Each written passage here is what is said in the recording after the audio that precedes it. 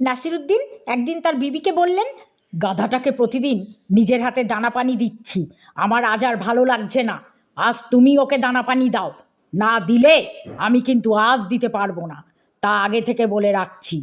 বিবি কিছুতেই রাজি হলেন না। দুজনের এ কথায় তুমুল ঝগড়া লেগে গেল। শেষ পর্যন্ত সাব্যস্ত হলো যিনি আগে কথা বলবেন তিনিই আজ গাধাটাকে দানা পানি দেবেন। এই বলে দুজনের কবুল হয়ে গেল। নাসিরুদ্দিন ঘরের কোণে চুপচাপ বসে রইলেন, আর বিবি ভীষণ রাগ করে পাশের বাড়িতে চলে গেলেন, কারণ এখানে থাকলে হয়তো মুখ থেকে কথা বের হয়ে যেতে পারে। নাসিরুদ্দিন ঘরের এক কোণে চুপচাপ বসে আছেন। দুজন চোর ঢুকলো বাড়িতে, বাড়ির যথা সর্বস্ব নিজেদের বস্তায় ভরল। এসব দেখেও তিনি চুপ, এত চুপচাপ যে তার মাথা থেকে তার প্রিয় টুপিটা পর্যন্ত খুলে নিয়ে চলে গেল তারা। বিবির প্রাণ একেবারে পাথর নয়।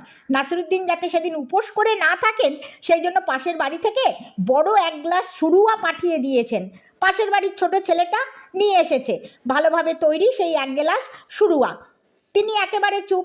আভাসে ইঙ্গিতে ছেলেটিকে বুঝিয়ে দিতে চেষ্টা করলেন যে চোর এসে বাড়ির যথা সর্বস্ব ঝেড়ে পুছে নিয়ে চলে গেছে। নিজের মাথার দিকে বারংবার আঙুল দেখিয়ে ছেলেটাকে বোঝানোর চেষ্টা করলেন যে তার টুপিটা পর্যন্ত চোর খুলে নিয়ে চলে গেছে। এই ইঙ্গিতে ছেলেটা কি বুঝলো কে জানে। গেলাসের সুরুয়া সে নাসিরুদ্দিনের মাথায় ঢেলে দিয়ে আবার নিজের বাড়ির দিকে রওনা দিল। পাশের বাড়িতে গিয়ে নাসিরুদ্দিনের বিবির কাছে যেমন সে বুঝেছে তেমনই বলেছে। বিবি তৎক্ষণাৎ ছুটে এলেন বাড়িতে।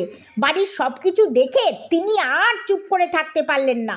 নাসিরুদ্দিনকে তেজি গলায় প্রচণ্ড গালমন্দ করতে লাগলেন।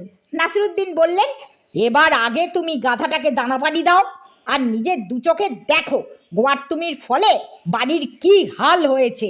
গোয়ার্তুমির একটা সীমা আছে, সেটা আজ থেকে তোমার একটু বোঝা উচিত। আর যদি বা চুরি হয়ে গেছে তা যাক, কিন্তু তুমি যে গাধাটাকে মাঝে মাঝে দানা পানি দেবে, দুঃখের মধ্য দিয়েও সুখ পাওয়া যাবে তাতে।